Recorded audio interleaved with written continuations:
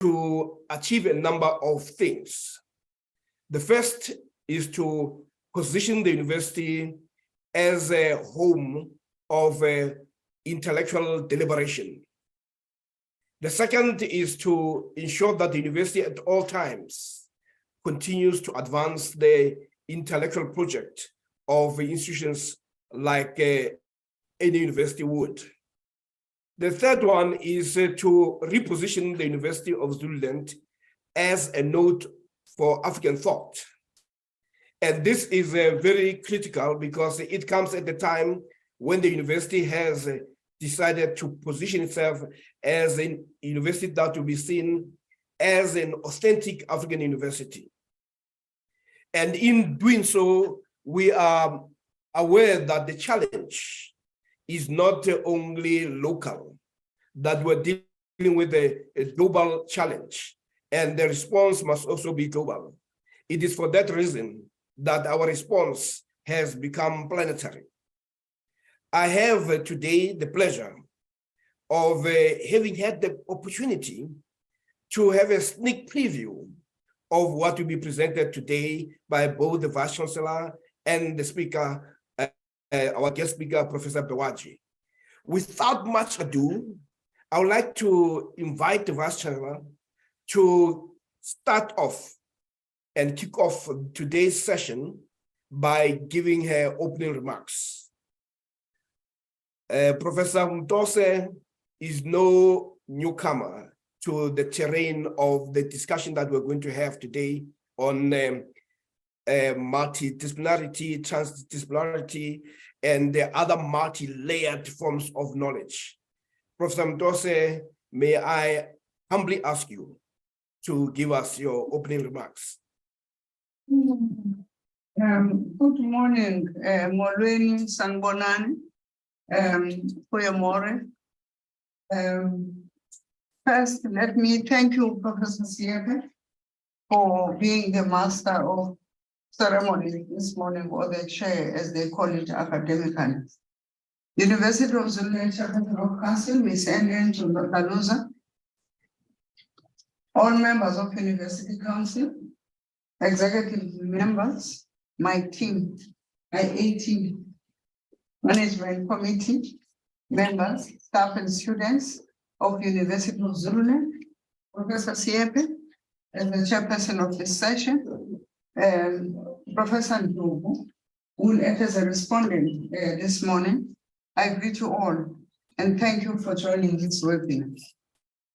In welcoming you to today's session, I would like to extend an invitation to us to peer deep into disciplinary positionalities that define our academic practices.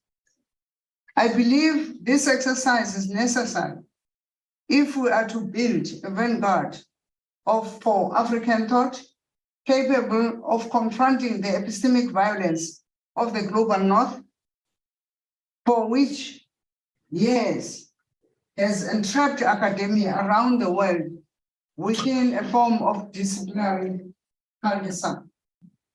Moreover, by exploring the terrain of disciplinarity debate, I hope to whet your appetite for today's topic.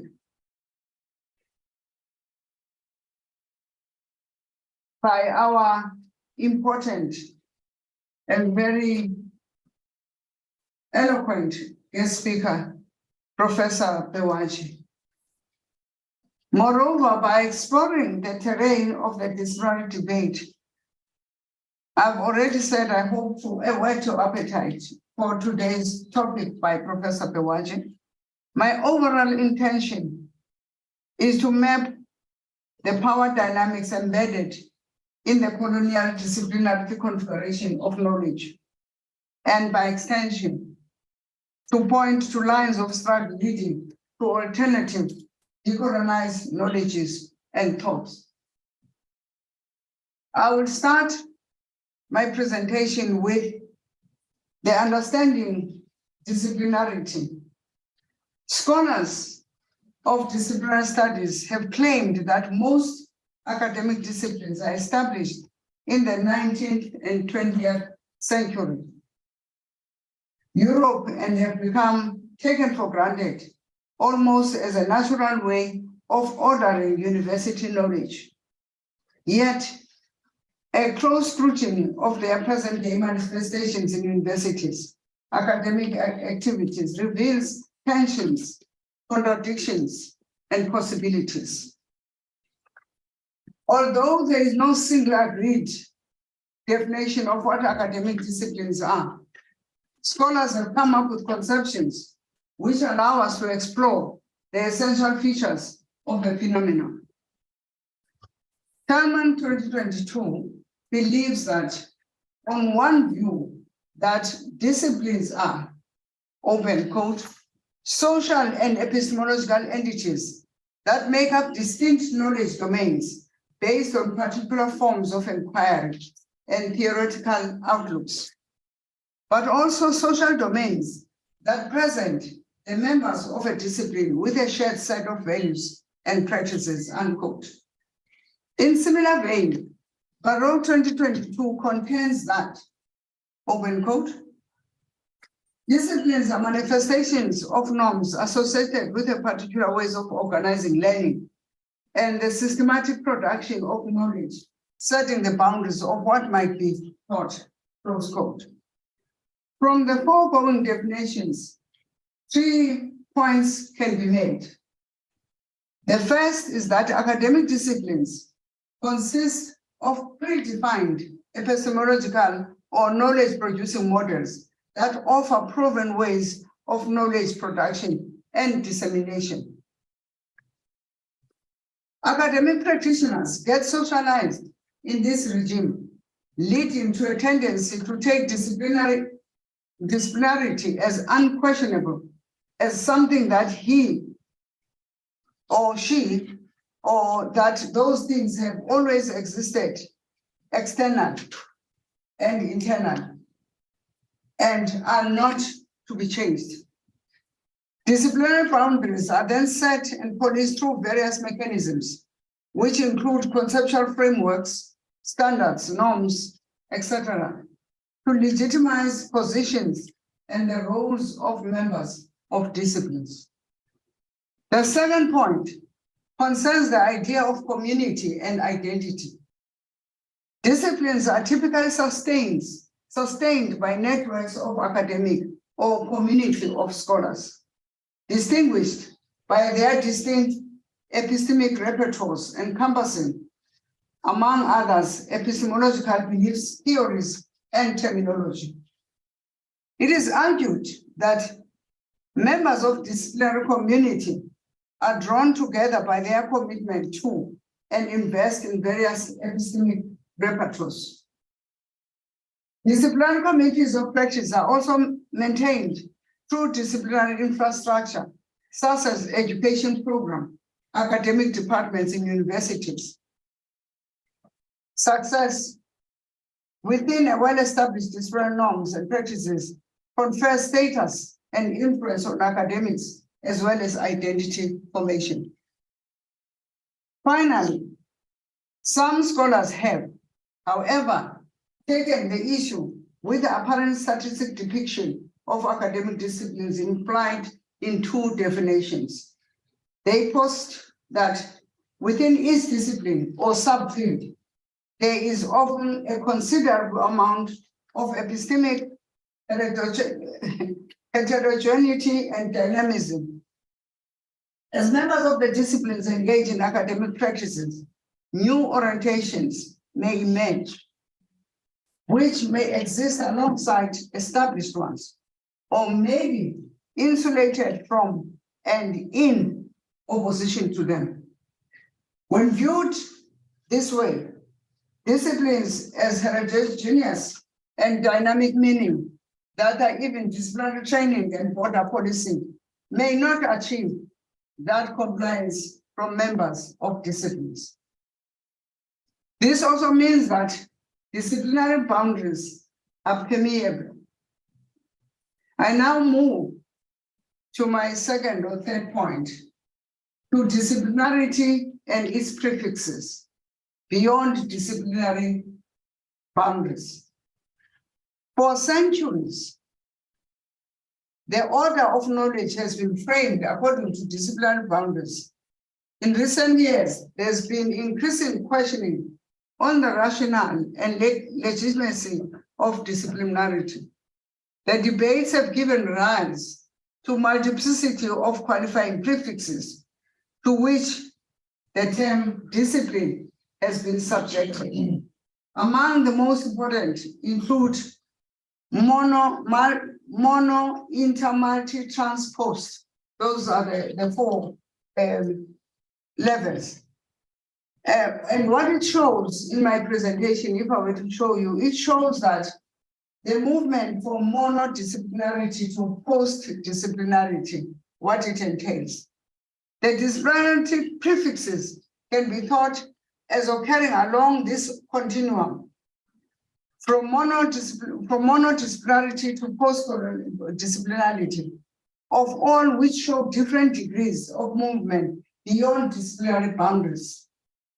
And I think this is some of the things that I was discussing with the BBC yesterday as to how do we approach this era of African thought and African knowledge, and how do we position the disciplines within the university, which is why Professor Pawat is sitting here. Each disciplinary prefix conveys conceptual and practical shifts along this continuum and can be judged in terms of how far it is from either the polar extremes. Ferguson and van der Laan 2021, Debalay 2019, they summarize meanings of various types of disciplinarities, namely monodisciplinarity, interdisciplinarity, multidisciplinarity, and post-disciplinarity. It must be noted that the above taxonomy is not exhaustive. It gives a bird's eye view of the complex debate about disciplinarities to which there is no consensus. And we must sum up that, because that's exactly what is going to happen, and that's what scholarship is about. It, however, offers a vantage point for reflection and deeper engagement on the roles we, as academics, and the university systems plays in a broader decolonization project. Out of this sober perspective, strategies for disobeying colonial disciplinary containment and for crafting of way forward-looking alternatives can emerge.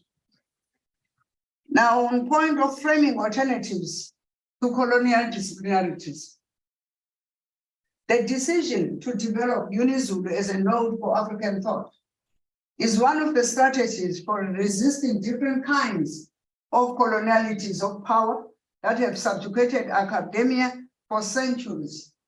Indeed, in exploring the taxonomy of disciplinarities, this fact becomes apparent in this connection as we strategize towards achieving cognitive justice. Licha and Fathagen, 2014, raise a permanent point. They argue that the characteristics of the power or strategy relation affect the kinds of resistance that should be deployed.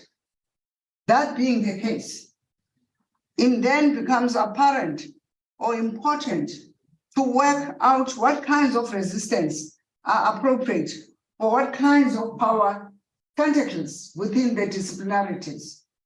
In other words, there is no need to think about how, for example, absolute or exclusionary disciplinary knowledge boundaries or disciplinary epistemic repertoires can be effectively resisted.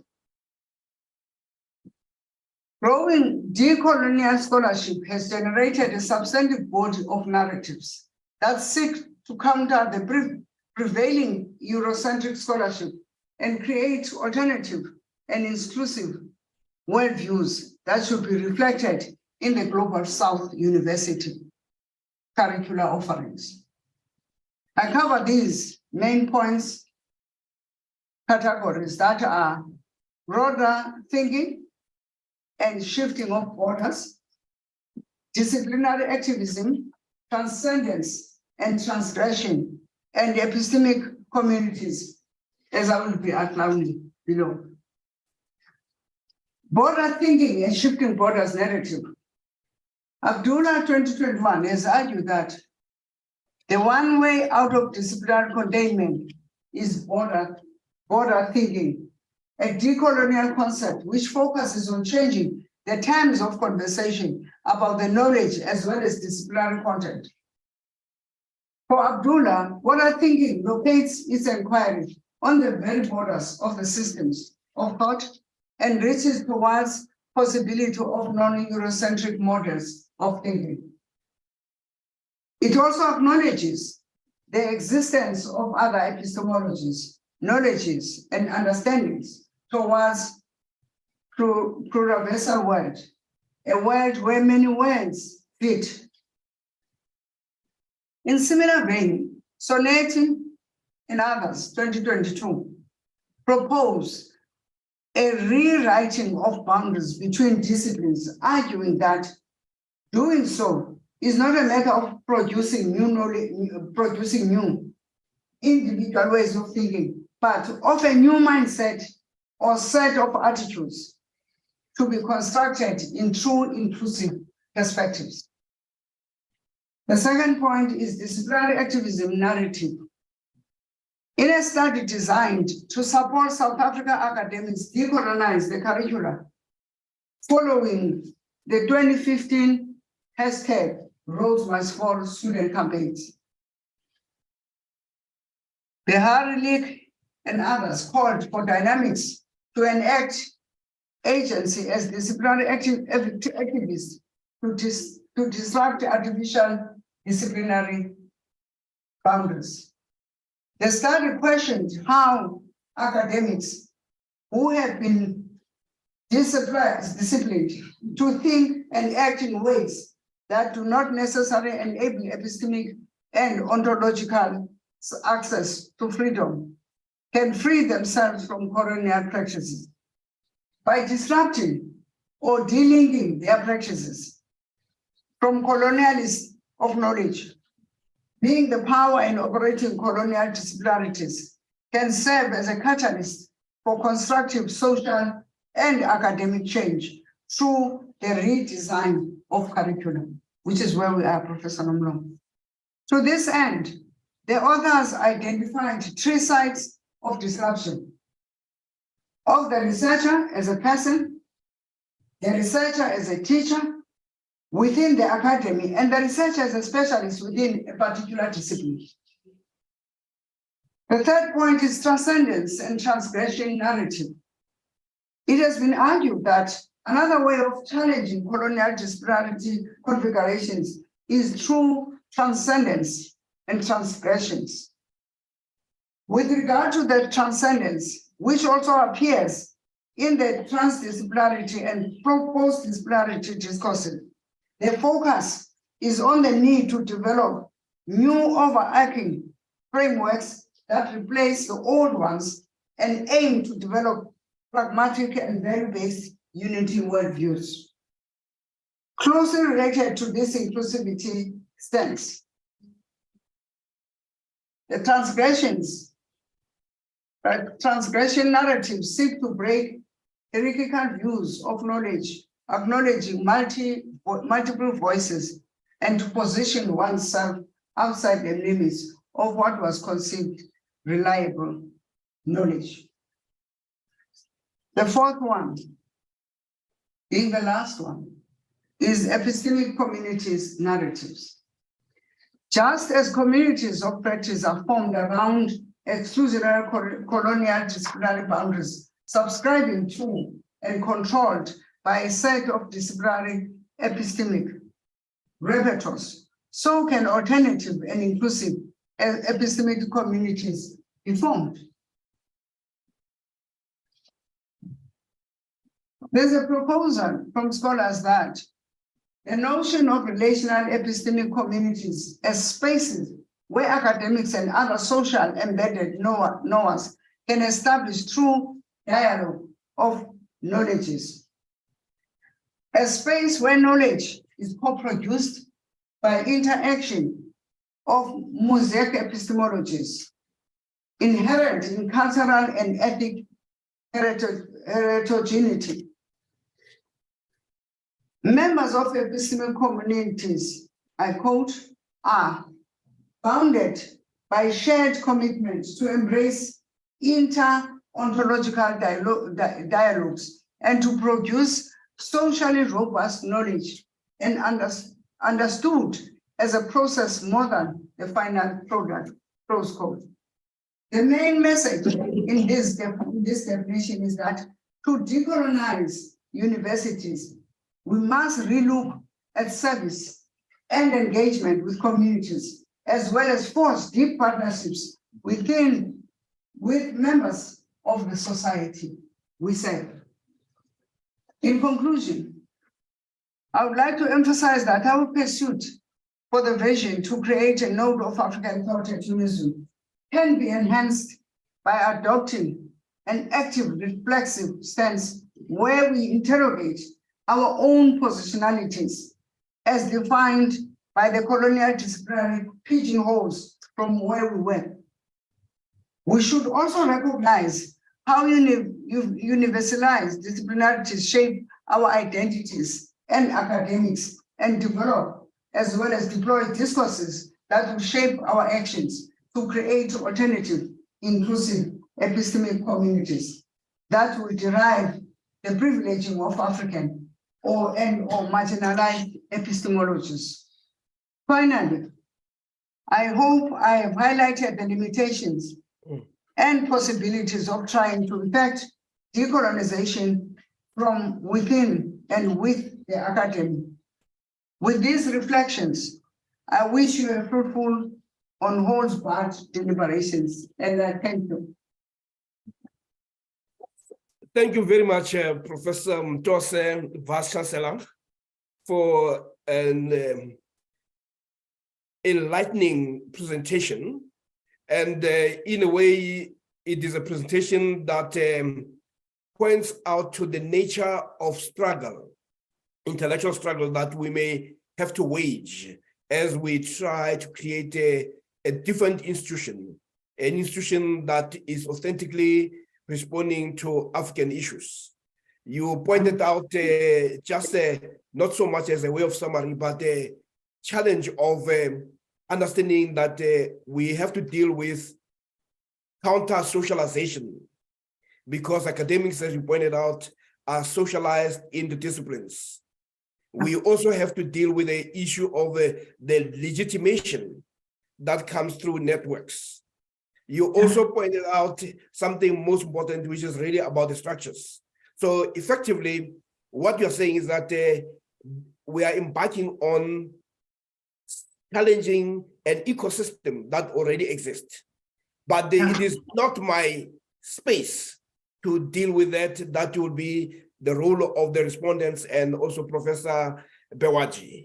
Now I have the pleasure of inviting Professor or Emeritus Professor of Philosophy, a distinguished researcher from the University of West Indies in Jamaica.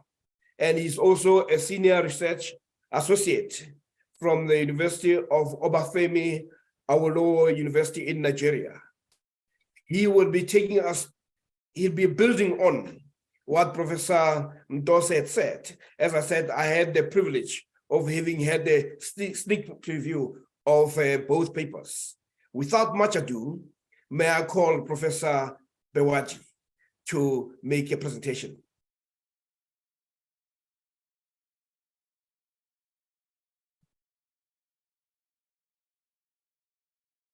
Thanks to you, Chair Prof. Bewaji has promised 5 minutes. But I think what he meant is that it's going to take 5 minutes more. Okay. And that's why I had to save you 5 minutes. Okay, that's good. But you managed to set the scene properly for him. Professor Bewaji. Yes. Good morning, Prof. I was hoping that you will be here while I'll be on the ground, but I'm told that our paths will not cross physically, but I want to thank you very much for all you have done and what you continue to do, and for your facilitating what you have done and anchoring this particular program. Thank you so much. So I don't know if the template which the Vice Chancellor and Principal has said is not too big for me to follow. And so let me take the first 5 minutes to thank her for her unusual kindness and generosity of heart, and for the leadership, and for your team. It's very unusual to have a team working like this together, on a project with such commitment. So I want to thank you for your leadership. So all protocols observed, I want to rest on your permission to make this presentation, because you have consulted me to this. Professor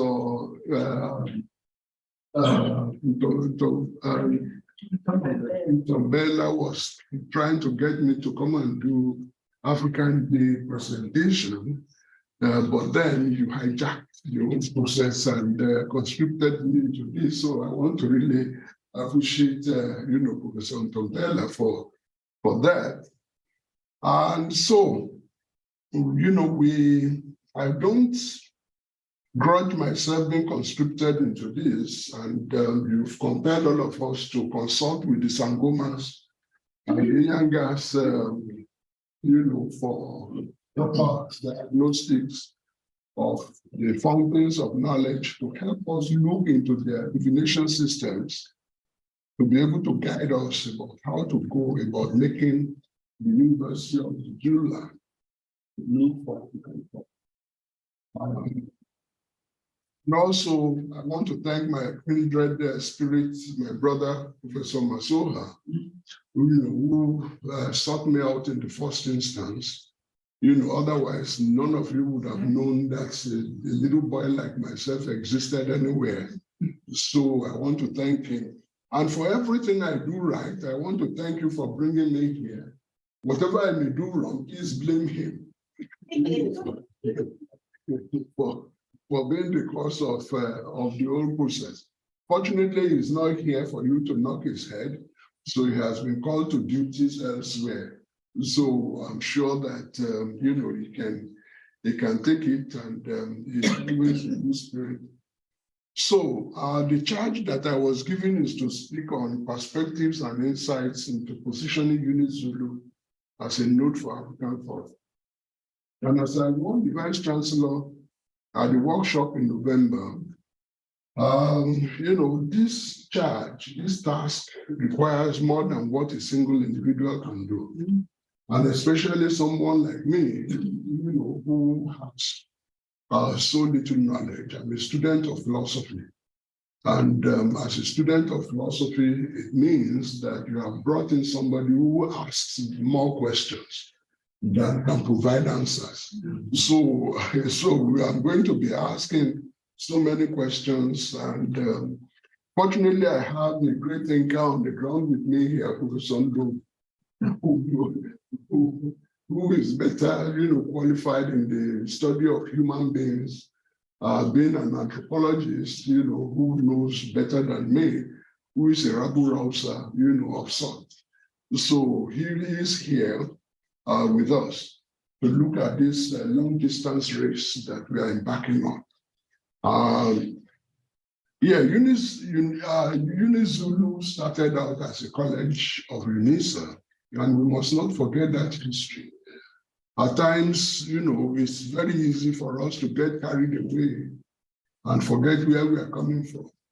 And it started in 1960 as a college of UNISA. Founded by the vision of Mokasutu Buthelezi, I believe, and its name is known as the only higher institution, north of the Itukela River. I don't know if I pronounce it right. Yes, so and as such, it's a very historic institution located among an ancient group of people with, old civilization, with old, very, very ancient traditions. And as such, we must never lose sight of that particular part of what the university is about. So I want to commend all of you for the laudable dream that we have here. The most important university or school is actually reality, and that is life. Every other thing is, is distilled from that. And the modern university emerged from the old. The first modern university was actually in Africa.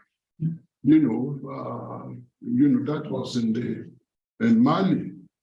Okay. And from there emerged various new dimensions and various new ways of looking at things. And for that reason, we find that human beings find themselves situated in a world that needs comprehension, needs understanding, and needs defining. And in the process, we are not just trying to define ourselves, our communities, our language groups, our environment. We are also trying to define the universe in which we find ourselves. And consequently, human beings continue to make myths, we continue to make stories, we continue to develop, handlers for handling the information that we have. And when we do that, it means that we also begin the process of grouping the ideas that we have. Those information that we are gaining, we put them into groups. We try to, so that they become easier for us to handle. And, I always find a way of understanding this thing by looking at why it is we have so many universities in Africa and so many distinguished professors who are some of the very best in the world in all the areas in which they cast their nets to study. And yet, most of our problems in Africa remain intractable. In other words, it's like Bob Marley said, in the abundance of water, the fool is thirsty. Why? Why do we have such stellar scholars who have gone everywhere, gone to Yale, gone to Oxford, gone to Cambridge, gone everywhere, distinguished themselves, in spite of all the stumbling blocks that are erected on their path? And yet it doesn't transfer into helping us to solve basic challenges of life. And then I look at it and I say, the Yoruba people have a proverb. And they say, Amukunreru, Elowolori, Onioke Lengu. When you have somebody who is deformed, and this is not, I'm not, being facetious here, trying to, bash people who have deformity. But because of the observation of Yoruba people, they are using it to explain how problems can, bring down people to the point where they're capable of solving it. Somebody who has a limp, carries a luggage on the head, and the luggage is bent like this. And people say, why is it your luggage is bent like that? And he says, you are looking at the top. You don't look at, the bottom. In other words, the reason why the top is bent is because I have this problem here. So, I'm using that as a metaphor, as an analogy for us to see why, in spite of so much brilliance, of our colleagues, our societies are in the deplorable situations that we find them. And in many instances, many of us don't really realize the situation where, so that's something that I find very significant, that you see that there's a problem. And therefore, it means that what you are trying to do is also very significant in the sense that introspectively, you are beginning to see that what we are doing is not working. And if it is not working, you don't keep going. You know, another Yoruba proverb says, when an elderly person stumbles, okay, he looks back. If it is a child who stumbles, he looks forward. Okay? The elder looks back to see, you know, what caused the stumble. Whereas a child who is inexperienced continues, you know, to look and find better ways to go around. But if you don't understand the previous situation, how can you, you know, understand where you are going? So I look at all of these within the context of some of the discussions that are currently taking place, where some of our colleagues are actually saying, forget about decoloniality, forget about decolonization. There is nothing to decolonize. What we need is to figure out how to solve our problems. But then I remember another Yoruba proverb, which says, you know, lies, you know, when you have a lice infestation, in most cases, you know, when you see them, you squash them, which means that when you squash them, because you have lice in your cloth, there must be blood under your fingernails. So if there are still lice, you know, in your cloth, then there must be blood in your fingernails because you have to squash them. So consequently, if somebody tells us, forget about decolonization and all those things, but the problem remains with us. How can you move ahead if you don't understand that you still have a problem? So, so what I'll be doing, you know, that's just my 5 minutes of preface. So, yeah, so my time starts now. Yeah, so the thing about it is this. I want to situate my discussion in a more or less phenomenological, discursive methodology to look at what we are doing here. And I'm doing that deliberately because when you look at the challenges that we have and how our institutions of higher learning are situated, constructed, and delivered to us, you will find that at times it is the external agenda that determines how we behave, how we function. So recently, the idea of multidisciplinarity, transdisciplinarity, interdisciplinarity, cross-disciplinarity, and all kinds of things became the buzzword. But they were not things that we ourselves thought were necessary. They were things that were imposed on us by funding agencies, grant agencies, or even publishing industry.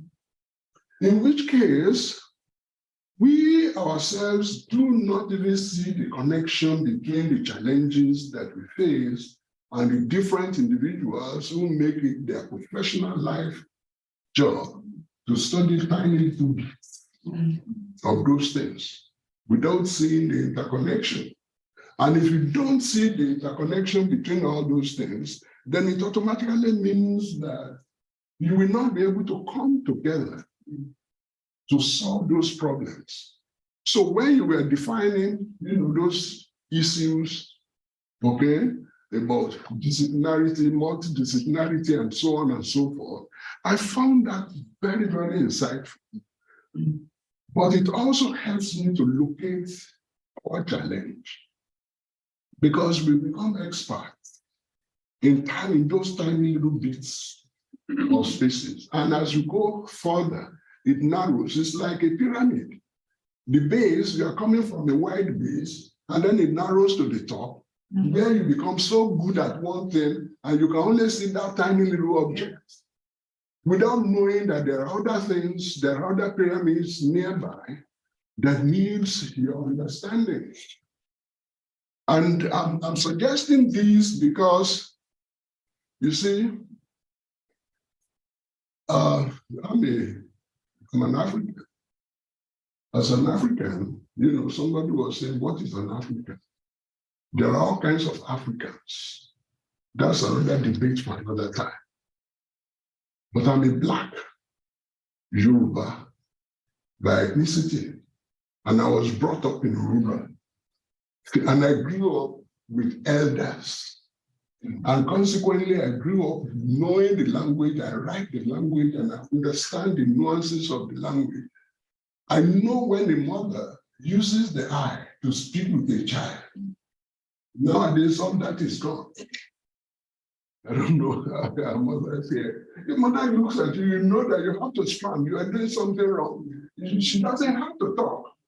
But now, you even bring a loudspeaker to ring it into the child don't understand. So I grew up with that, and I saw the interconnections, how the elders, specialists who would have been professors, if they had those categories, in their different areas of knowledge, and how they come together to discuss and to solve problems. So I go to another proverb, okay, in Yoruba language. It says, Agidimalaja, Awelefe, Awonigbawo, Bawo, Awaya, Awabache. In other words, Agidimalaja is the diviner for Ilefe. And Ilefe is where everything started. According to Yoruba people, that was where creation started. Okay? Now, the Awo is the diviner. And they are the ones who have knowledge. You know, if you call them the grand lodges, you know, in the ancient Egyptian temple, that would be the category. They say, an Himalaja means each Awo, each professor, each professional are bound to help each other. If they don't help each other, any of them can be easily defeated. It's like you take the analogy of the metaphor of a broom. A bunch of broom is difficult to break. But if you take each stick of broom, you can break it very easily. And that is what knowledge is. Knowledge has to rub on knowledge, okay? In order for us to solve problems. Because what you are seeing from one perspective is a very tiny part of it. Somebody else is seeing something else. So consequently, when the Awo, that is the knowledgeable people, the professors come together, the one from neurophysics, the one from, archaeology, the one from computer science, when they all come together to look at the problem, each one will be able to make a suggestion. And as a very young undergraduate and graduate student, I used to attend seminars in virtually all disciplines. I would sit in a math seminar. My math was very poor. I only managed to pass because I needed to do social science. I need credit. You know that. You need a credit to be able to do. So I scraped through and I passed. And it wasn't that I wasn't fairly good in math. At times it's teachers that mess you up. Many teachers are very good at what they do, but they don't know how to teach. And it's still here, even in universities, you have brilliant people who can communicate the ideas they have in their head. Okay? So I scraped through and I passed. And I'll go to a seminar and somebody is doing on this divide the X and this constant and all that. And at the end of it, I'll ask them, if you were to meet a market woman, and the market woman asks you, what you have just done, can you please, explain it to me? If you can't explain it to him or her, then your knowledge is useless. And that communication is very, very important. And that is why interdisciplinary, cross-disciplinary has to move beyond the border. It has to be something we all bring together to solve Africa's problem, to solve South Africa's problem, to solve Zululand problem. I mean, I see many of the roads that we have here is not that our ancestors didn't have roads. I was saying to somebody, Yoruba land had TV station before France. Okay? And in Nigeria, Benin had street lights before European cities had street lights. I mean, I'm saying these are historical things you can find. So how did they do it that we now have power outages? If they were able to have street lights in the 12th century, can you imagine what, if they come around and they are looking at us and what happened to these people? What kind of children where did we go wrong? I mean, so what I'm trying to then do is to look on the positive side of multidisciplinarity, or the disciplines, is that it gives you the opportunity to solve a problem, to understand an issue in a very deep way. And by doing that, you gain so much traction, you gain so much knowledge about it, which is very necessary, because it is through such deep investigation that you're able to understand a lot about that simple area. But the challenge that arises from that is the insularity, okay, the silo thinking, which Lewis Gordon calls disciplinary decadence. When disciplines become autonomous to themselves and no longer believe that there is need for communication with others. And when that happens, it then creates fragmentation of knowledge, fragmentation of ideas, to the extent where, each little corner then constitutes itself into the whole. And that is not a strange thing, because when you look at the university in Timbuktu that I mentioned, or the ancient lodges, you find that people come from various knowledge areas to look at things together, because they say,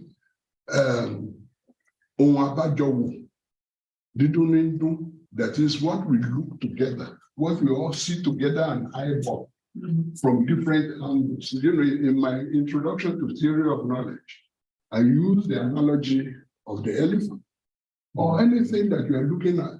The angle from which I'm looking at this table, for example, the phenomenalists and all those positivists, they have various things.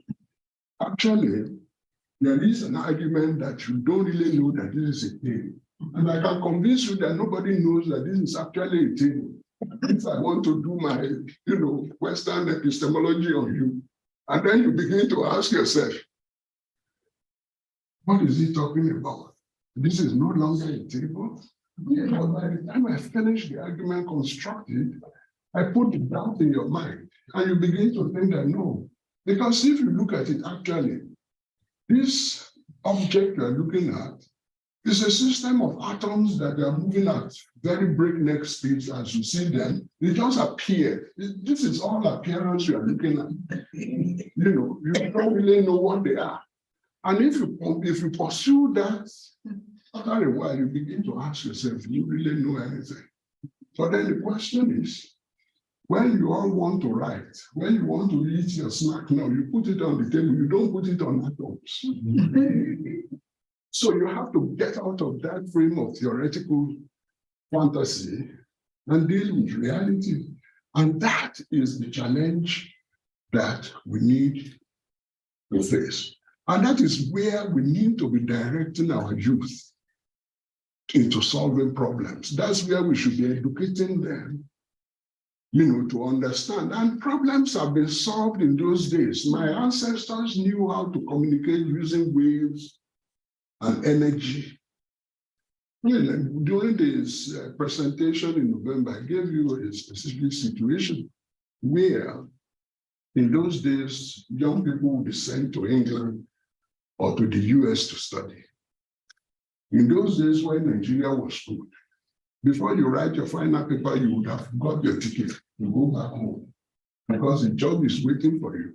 In some instances, a new wife is already being prepared for you. Our son is a graduate, so you must be welcome with a new wife and a car.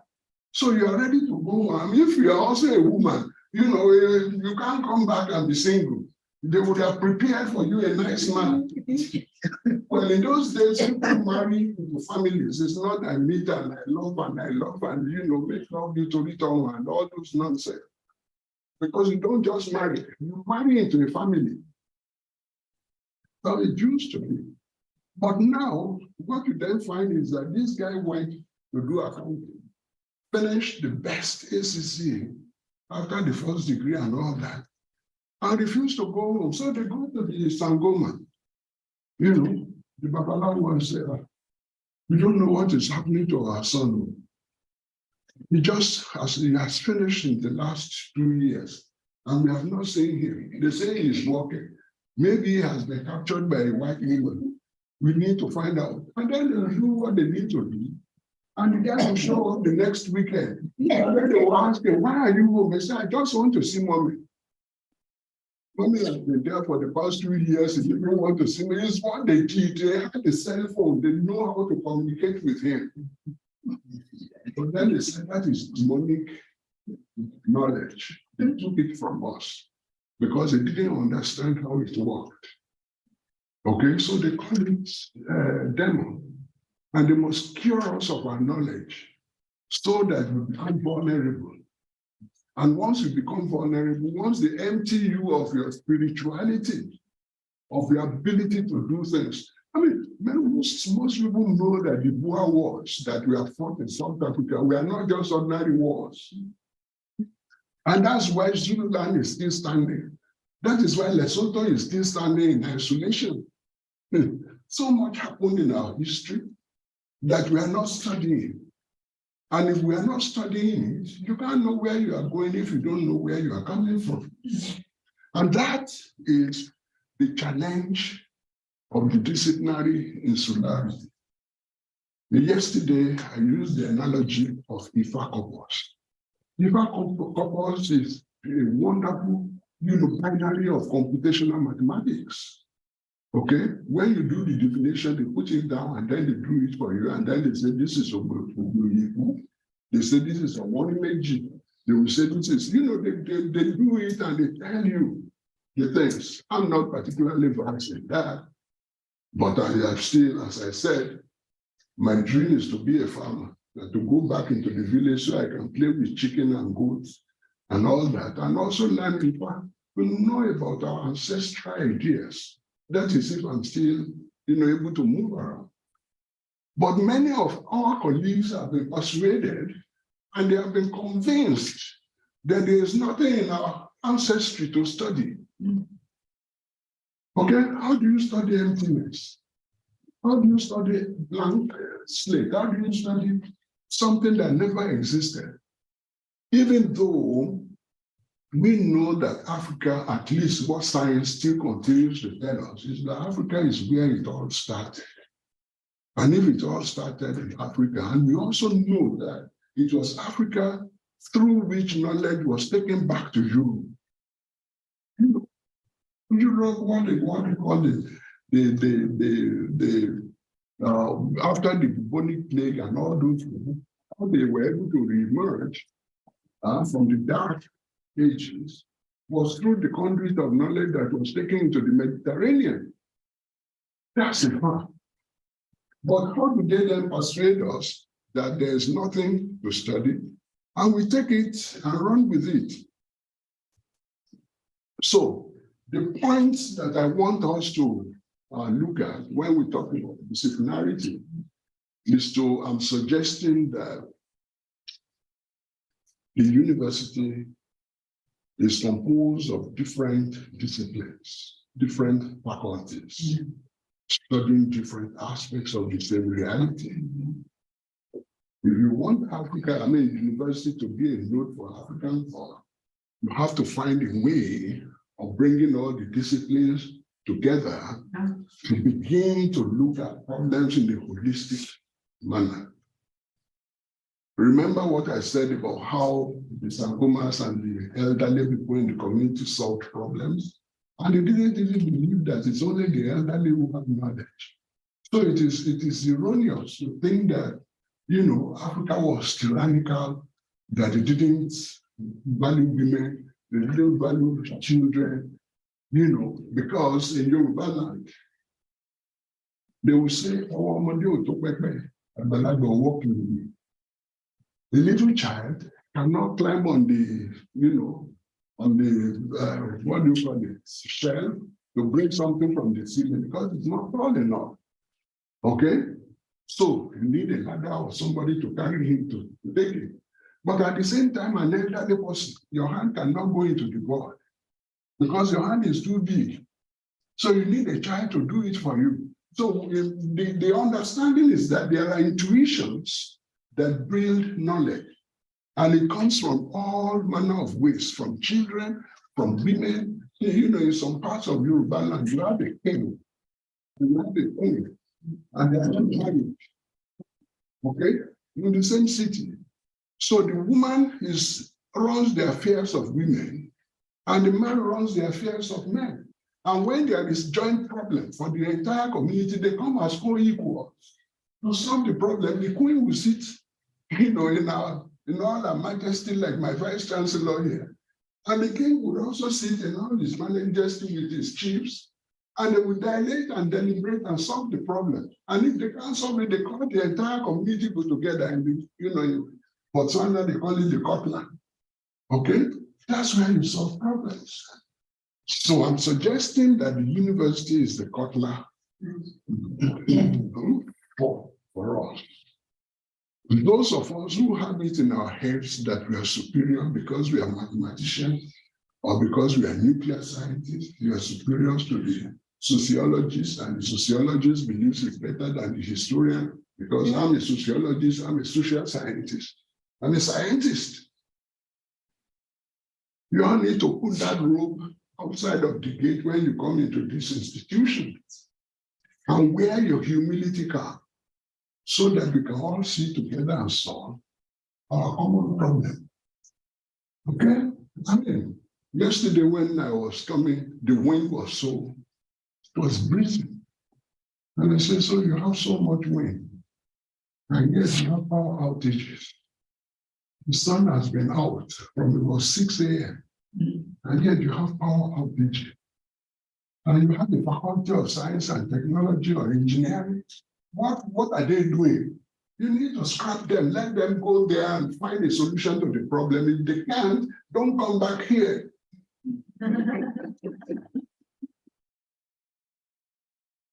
So what are you paying them for? Sorry, please forgive me. I'm sorry to be throwing words. I didn't mean it negatively.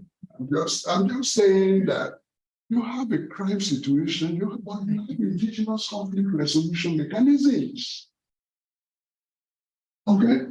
They brought this thing they call common law, but if you know the history of the English common law, and this thing they call the rule of law, there's nothing like the rule of law. The Queen's family, the King's family, they above the law in UK, and they call it a democracy. They don't even have a driver's license. And you tell me that we are all equal. Don't forget Animal Farm. It's all fraudulent. And if we don't wake up to people, actually where they're taking us, we didn't matter. We don't even count. We don't even count. So where they're taking us is worse. It's going to be worse than the slave trade. Because now they have actually conspired to make us. We are now the vanguards of our own enslavement. We are now doing it for them. And the only thing we have to do is to wake up. And that's where I go to education. When you look at the Western education, yesterday I mentioned the fact that the first 6 years of a child's life is about when the mind is the most fertile. It's very spongy. The child is just, absorbing. And in many instances, there are children who don't forget what they see or experience when they were 2, 3 years old. You'll be very shocked. Yeah. Some of us never had that, I wasn't that lucky. But I do remember things that I saw my first day in school at the age of 6. Okay? And then you have a child. I said yesterday that I was my mother's handbag. My mother was a trader. My father was a builder. My father died at 110, a World War II veteran. Okay? My mother died at 102. But whenever my mother went from one village to another, I was the handbag. You would go with me and I would be running after her. Okay? She would go to buy beans, she would go to buy dairy, she would go to buy rice and all those things that she sold from one village to the other. And whenever she was going out before I started school, she would leave me at home. Anybody come to buy kerosene? This small bottle, I see the big bottle of beer here. That's the kind of bottle you used to sell kerosene. And they used to put kerosene on my head and I would run, in the evening and I would sell it around the place. I'll collect the change. I know how to calculate before I was 5. I knew all of those things, only for me to get to the white man's school. And then they start teaching me ABC, as if I didn't know how to speak. So they wipe out that 5 years and then start a new programming on me. And then they start teaching me 1, 2, 3. Me, who has been able to take change and do all the math. And by the time they were done with me, by age 10, I was so damaged. And I'm still trying to repair. So the issue is this. What then is education? Who is educated? That's a very serious question. Because when you look at the people we now call educated, it simply means certificated. In those days, I read this book by James Hadley Chase. Was it James Hadley Chase? License to Kill. Sense to kill. We are licensed to extort our societies. You wave your degree, I'm a professor. Yeah. I mean, when I did my oral examination for the PhD and I walked out, and then they called me and said, "Oh, congratulations, Dr. Bewade." And I looked at myself, am I now a different boy from that stupid one who 5 minutes ago was being interrogated? What has changed? But then there are colleagues. If you call them Tunde, they will say, no. They're doctor. They're a professor. If you don't address them properly, you pretend that they're not hearing anything you're saying. And then you begin to wonder, what is it about? And that is the whole issue that I'm challenging about the education we say we have, which does not even allow us to see problems, much less begin to solve it. Yesterday, when I met with that group, they said, well, the problem is probably we need to go beyond the university and go to the lower. Yes, we have to. And you remember in Nigeria, they did some studies years ago, and some people actually became professors on that stupid study, which now show that children learn better in their indigenous, native mother tongue. Do you need any paper to publish for you to know that a child will learn better in the mother tongue? Professors.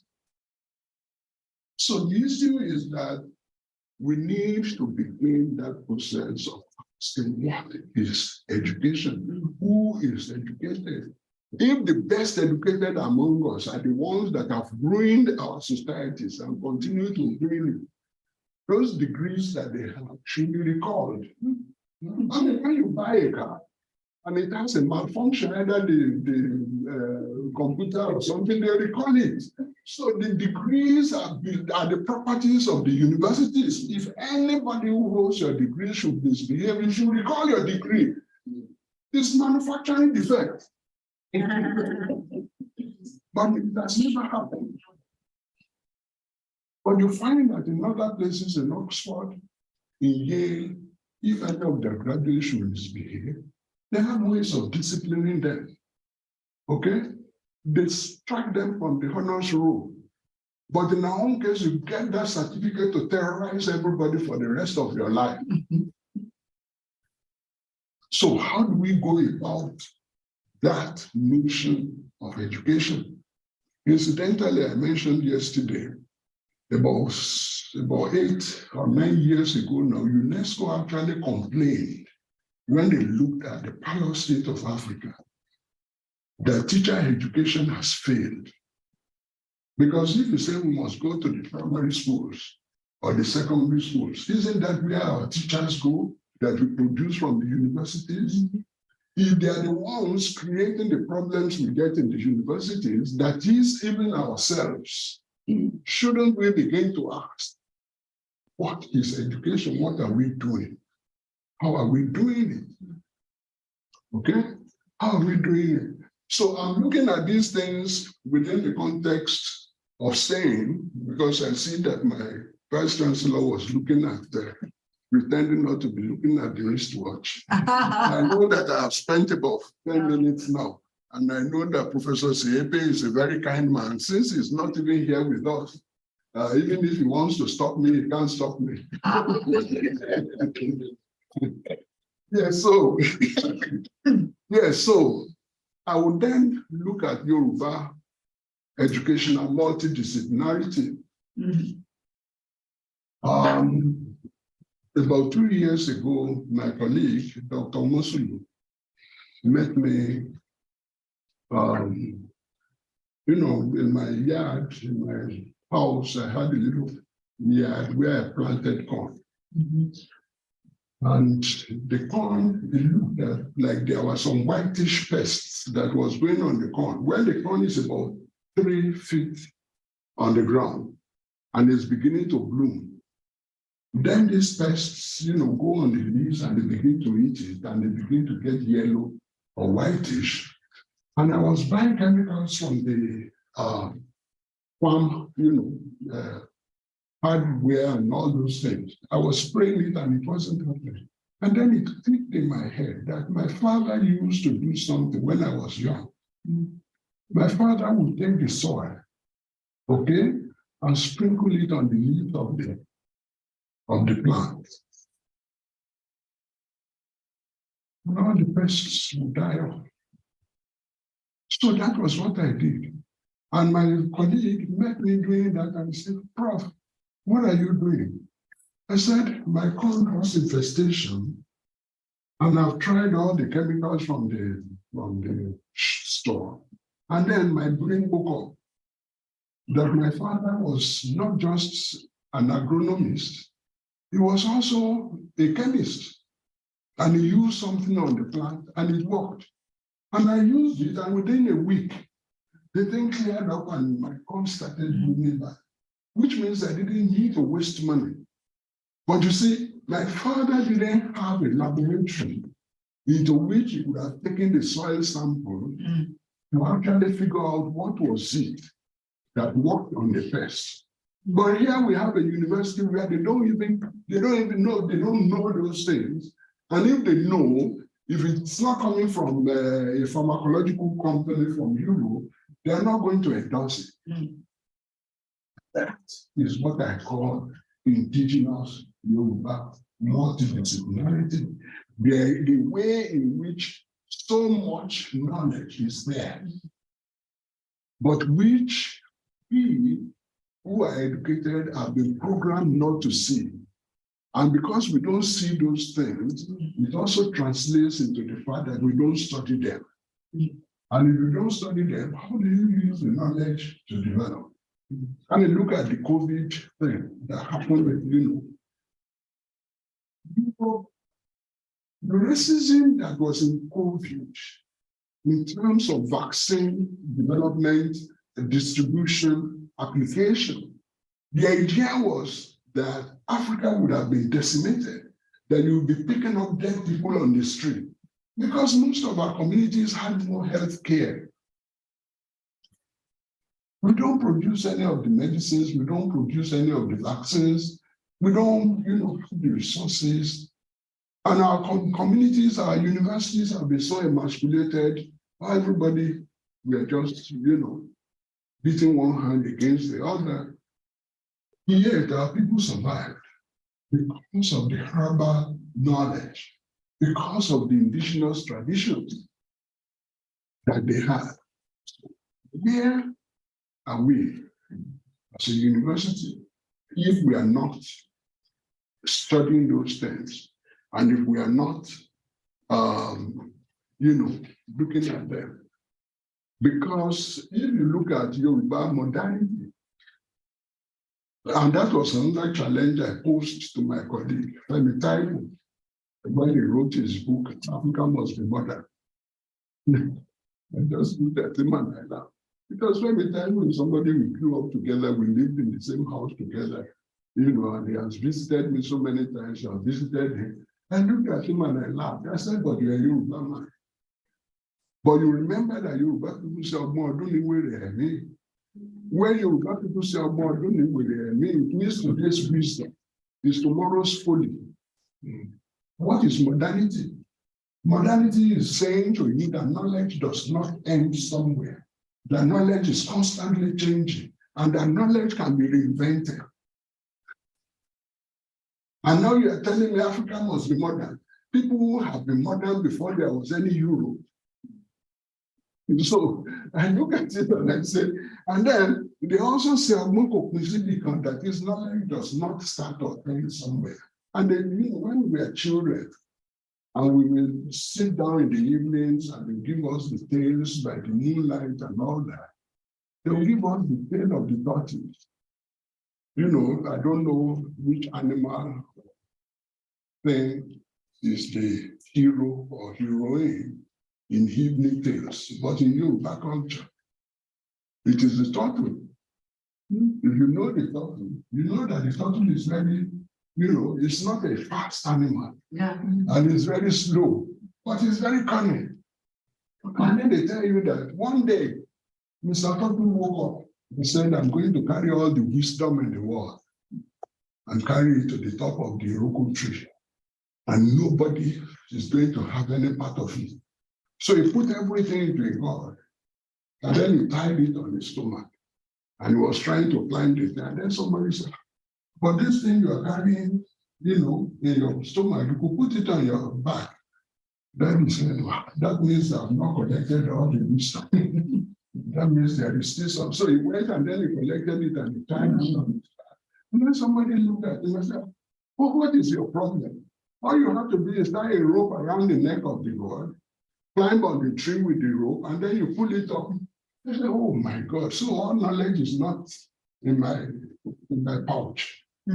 But what the other people are saying is that nobody knows everything. No discipline knows everything. No discipline can solve every problem. If we don't come together, you can see that I'm not quoting all these books. I'm quoting my people because they know more about these challenges that we face.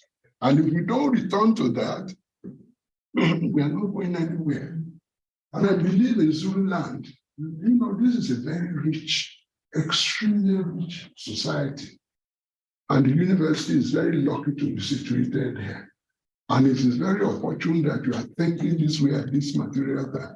I have so many other things, but, so that, let me move on to the next segment.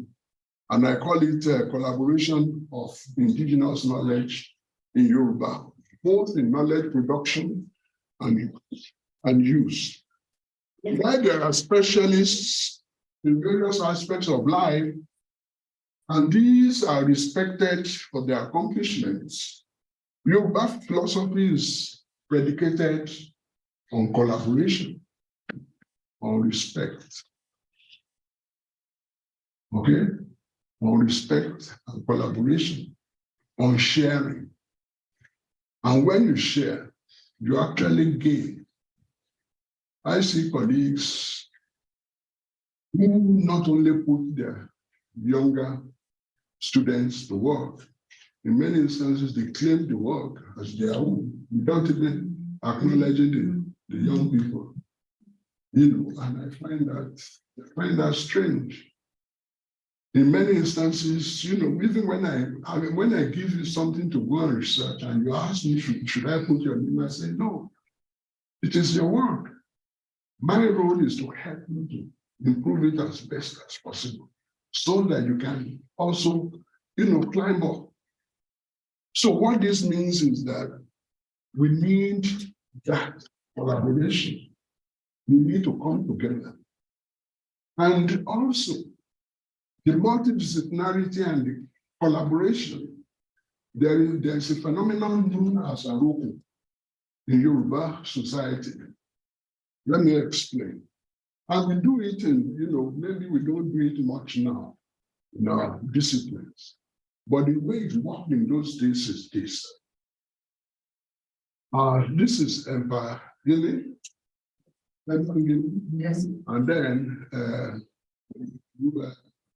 Richards Bay is just about 5 or so miles down the road, or a little bit more. Let's say those are towns, about 500 years old. And somebody had a disease here, and all the healers don't know what it is. They will find a way of describing it into a package. They will roll it into a ball, like a letter. And then they will give it to somebody to go to somebody who knows more about such problem in Richards Bay. The moment the person opens it, it's like a telegram. The person opens it and sees, this is the challenge my people are having over there. He will call his people together if he doesn't know. And then they will find a solution, and then they send it, they will package it again. It's like, you know, it's like you have codes, which can only be understood by the knowledgeable, because you don't want knowledge. It's just like when they tell you that science and technology, everybody can. It's not true. Nuclear science is there, but it's not everybody who is allowed to have it. So also, I mean, I know things that will poison this whole city. Yeah, things you could do, you know, leaves and those things you could put together and create so much havoc. But you are not supposed to do it. You know, Africans don't do that. It's not like we don't know what weapons of mass destruction are. I mean, there are things you could combine and, you know, and create a lot of disease. You know, nature around us has everything. Yeah. So I'm saying this with all sense of responsibility. And that's how our people used to collaborate to solve problems for each other. They are not in competition. They are coming together to improve, to develop. Because it is in the welfare of one that there is a welfare for others. They even say that, you know, if your neighbor, you know that there are some, you know, when you have the butterfly, you know, the different stages it goes through. There is a larva stage, you know, where you can, you know, we call it a roku. And then you gather it and you roast it, and it's very delicious. But then if your neighbor is eating raw, you know, larva, a roku, and you don't tell him, when the problem comes in the night, it's not only her problem, it becomes a problem of the entire neighborhood. But that is what modernity has done to us. That is what civilization has done to us. We now live in environments where you don't even know your neighbor. Not to talk about understanding what challenges he or she is having. And if that is the situation within the academy, then it becomes even more magnified. Because whatever transpires within the academy is going to affect the entire society. All right, so What accounts for the situation we are in? And that is what I have described in 2008 as epistemicide. I'm not going to go over that because epistemicide is now widely recognized. When I started looking at the challenge, I came up with the idea that we need to do a funeral in mass for Western education, because Western education is what has made us into clones of humanity. We are now roast breadfruit. You know breadfruit? You know, the idea that Frantz Fanon used this white skin, black skin, white mask. Okay? We are now coconut. You know, coconut is black outside, but it's white inside. That's what we are. And because of that, it automatically means that we have challenges. Now, what are those challenges? You see, we've lost self-confidence. And the reason we've lost self-confidence is because I'll use another metaphor. They will say you don't know when the rain started beating you. You don't know when the rain started beating you. You wouldn't know the genesis of your problem.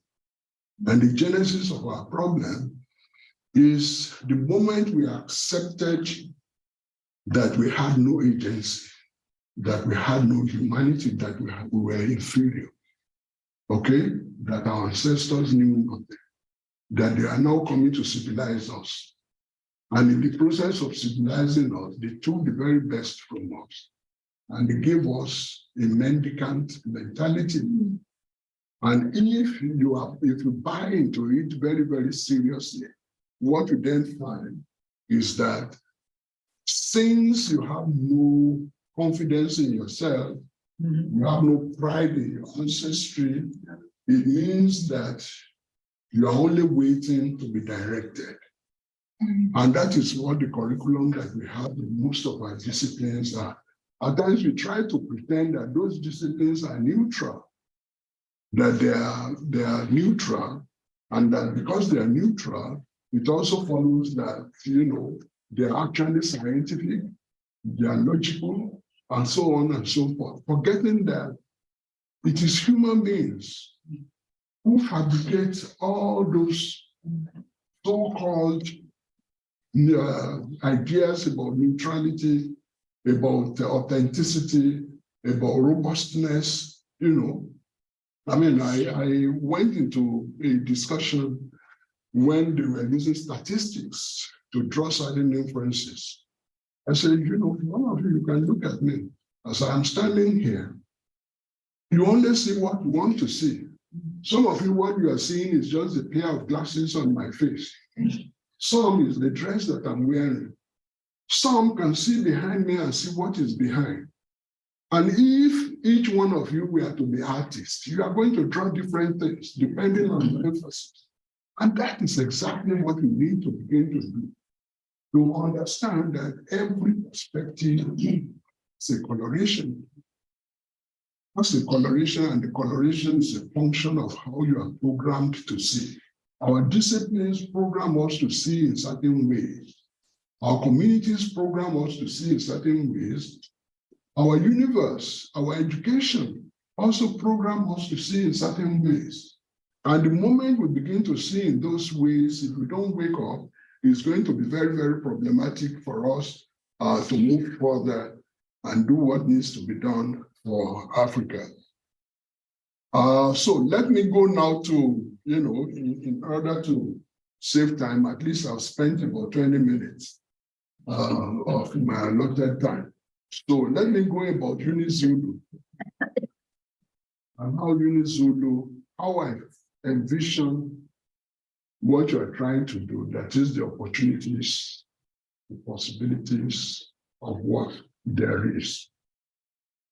Yesterday, I mentioned the fact that I wish and I pray that UniZulu will move away from the old, well, probably not all, because you need history, but the curriculum, the derived curriculum that is currently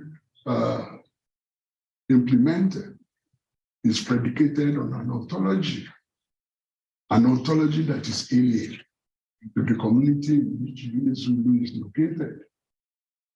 Okay? And if it is predicated on an ontology, it means that the epistemology of what you are doing is also crooked. And if it is crooked, it follows that derivatives that we emerge would also be challenging. And consequently, in order for UniZulu to do what it needs to do, okay, and not be an agent of external forces that continue to undermine Africa, it needs to do a self-examination, which is what you are doing. I mean, when I read, I went back to read Ali Mazrui's idea of triple heritage. I mean, Ali Mazrui himself was so biased, so biased towards Islamic fundamentalism. If anybody I met him personally when he was at Binghamton. The Institute of Cultural Studies that he headed, Global Cultural Studies, was mostly devoted to an agenda. Okay? And that, I don't blame him. That's how he defines himself. That's how he sees the world. But we know, I mean, I told people that, you see, when you look at me and you see me, my great uncle, the senior brother to my father, was the custodian of the indigenous traditions, spiritualities of my family. And he was the chief in the council of the king of my family. My own father was one of the people who brought the apostolic church to Nigeria, to Esauke, my hometown. And his immediate junior brother was an Alhaji, a Muslim. I mean, that was fun for me. Because during the indigenous ceremonies, we had a great time. We ate till we rolled over. And when the Christians were having their ceremonies, food. And when the Muslims were, we didn't discriminate about halal. It didn't bother us. Any food is food. Okay? So that is the way most Yoruba people grew up. And that's why we cannot be Boko Haram or anything like that. However, when you see ideas that are popping up which seem to sell an agenda, and uncritically colleagues or institutions embrace it, then you begin to understand where UniZulu needs to begin in evaluation of its curriculum. That is number one. Number two, the idea of UniZulu as a node for African thought means that as a public university funded from the public purse, you need to look inward and see how you may be able to win yourself from the public purse. I remember what I mentioned, that you are so fortunate because you emerged as a college of UNISA, which is about the biggest distance education, university in Africa, with a population of probably about 100 and something thousand students. More than that. Yeah. And my very good colleague, Mohobe Ramosi, very senior mentor to me, actually was the one who went to, I think, either Kenya or somewhere to head the college there. So, coming from that tradition, and with what COVID has taught us, you could actually run parallel system using the same resources that you have. In other words, young people want to get out of home because they want to do what young people do. They want to live. They want to explore. So they will come here. But there are thousands of other people out there who cannot leave their jobs and who want a degree, who want a master's. If all your lecture rooms are smart rooms like this, you could have the young people there doing their thing, and another group who can tune in when they are driving, they can put it on in their car and be listening to the lecture. Okay, they can get home in the night and get the same thing. In other words, what you are currently using to teach 50 students, you can use it to teach 200 students. And that is there.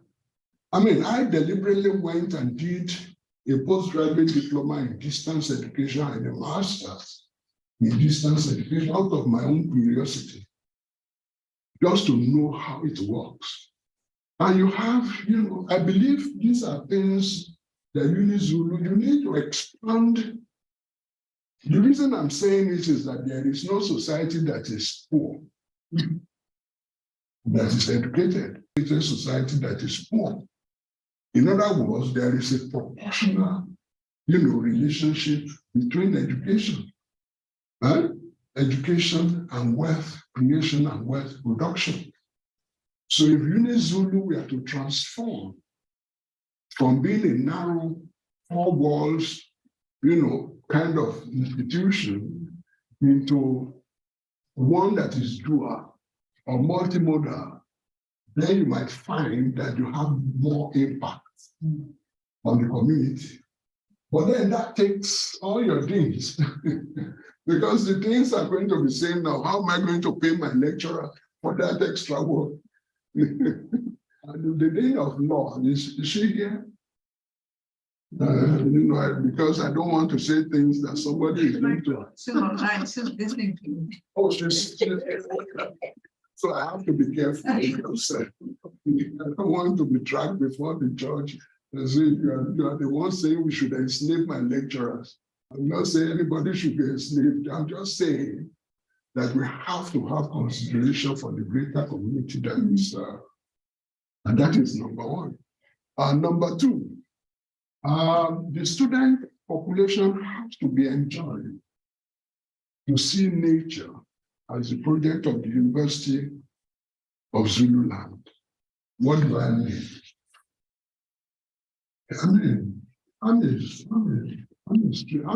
If you like, come as I walk around, I look at various herbs.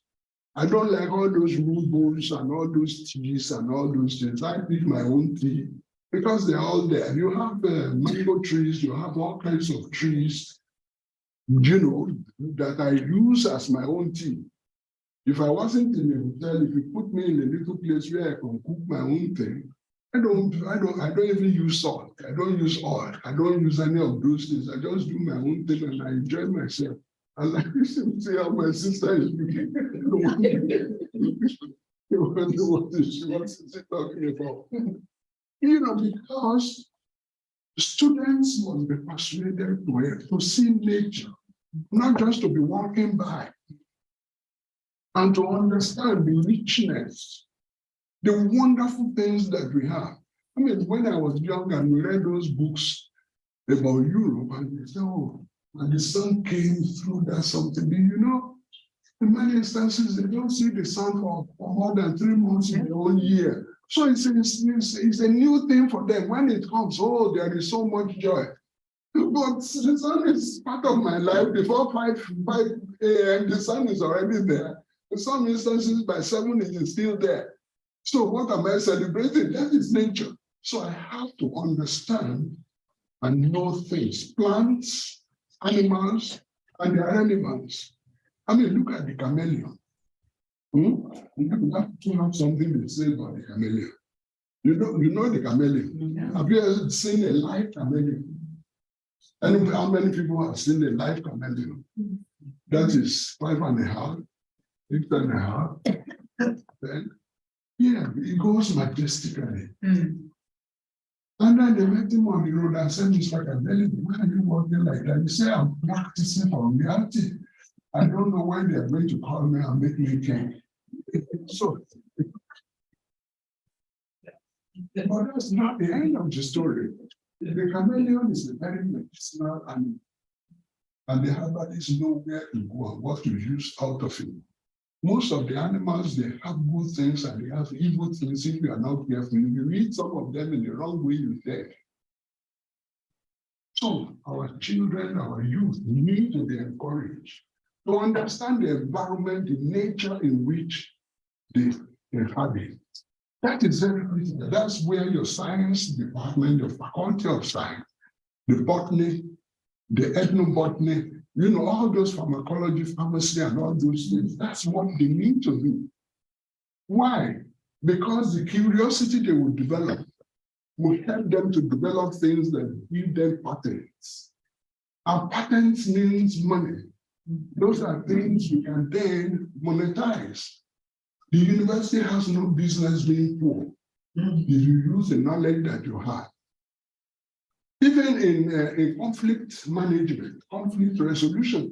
I mean, yesterday I was telling the team that I met that I went back to Jamaica with 11 students from Botswana for medicine. And you know what they did to some of them? One young man and a young lady became friends, boyfriend, girlfriend, and they were living together and they bought a car. And then they had a disagreement. And you know what they did? Usually they all come to me every time, you know, I was like their father over there. But the university did not consult me when the problem started. And then they told the woman, you know, drive him out of the apartment, okay, and take the car. That's why we are settling, you know, intermarital or whatever relationship. The woman will take whatever it is you have and send you on the road. I said it doesn't work like that in Africa. Because when you get back to Botswana, there are still going to be relations. They are still going to be, you know, they are still going to be seeing each other on the road. Their sisters and brothers know each other. So if you say that one should just take everything that both of them bought or which the man paid for and drive him on the street, what kind of justice is that? What notion of, you know, fairness is that? So I called both of them. I said, you know, you have to find a way of living amicably. You know, the emotional part of it may be there, but your humanity still remains. You know, and if your humanity remains, you're still going to go back home and still be seeing each other. You may even be working with each other. So consequently, we need to begin a process of infusing, finding a way of infusing these things in the curriculum that we have and encourage research improvement, okay? Those that are obsolete, you know, we need to jettison them. There is no society that doesn't grow. Yoruba language is very rich and it borrows from every language around us, from the Igbo, from Hausa, from anything we borrow. Okay? For example, when we say Kudi, Kudi is an Hausa for money. All right? And there are so many like that. The next one is the community at large needs to feel the university's presence. That town-gown dichotomy needs to be eradicated. I mean, your community should be able to come in to take part in your functions. Your students should be able to go into the communities to learn. You know, you should be able to identify people who are knowledgeable in various areas, both in sociology and anthropology and whatever it is, and have them come. Some of them can actually come and speak with your own students in a formal environment. Bring in what they know. If possible, bring a gungun, the masquerade, and come and do the Atilogun dance for you and let you see how these things and spark the imagination so that they can begin to calculate the coefficient of the movement. You know, the physicists can then begin to, when you look at some of these things, you can then begin to the process of, you know, looking at what makes them work and why they work. So, also, so since the university is a place and space for the pursuit of knowledge, this pursuit of knowledge has to be something that is done in a way that does not discriminate. In other words, I'm urging the idea of saying that some things are beyond research, like looking at them and saying, oh, this is occult. Huh? I want to understand Igbe. Igbe means the possibility of transport, teleportation. I'm here now, and if there is danger, I can find myself in Johannesburg. How does it happen? People will say, oh, that's impossible. But what makes it impossible is because we don't understand it. We need to understand it. And if there is something to study there, we need to do it. Okay? All right. So, UniZulu needs to privilege African epistemologies in all the disciplines. It should be the starting point. So when it was suggested that I should help with curriculum development, I'm not particularly a knowledgeable individual, but each one of us grew up in an environment, okay? And within that environment, we all grew up with those ideas. In many instances, we make deliberate effort to suppress them, to say that they don't exist. So we need to acknowledge those ideas and privilege them and begin see how we can incorporate them, how we can adapt them. That is a very important thing. And then UniZulu needs to transform knowledge into action. What do I mean?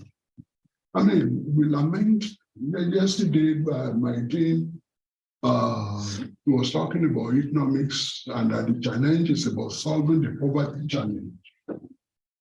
And how do you solve the poverty challenge when the university does not invest in micro industries all around it, creating various opportunities? I mean, this is a university environment, and there are all kinds of problems and challenges that the students can be made to work to earn their way through school. Various projects can be done. Yeah, they can be the ones doing the maintenance of the roads. They can be the ones, laundry, various things. They can do so much. That way they will grow confident in the use, not just of their brains, but also in the use of their diverse creativities and energies. So I would suggest that as stakeholders in the university should find ways of involving the students, not just in the solution to the problems, but also in the process of earning their way through the education, because many of them come from very humble homes. As you know, as a lecturer, when you come to my office, usually I have crackers and various other things. Sometimes I look at some students, they are not able to concentrate in my tutorial. And I know that it's probably this person has not eaten since morning. And then I'll put it out.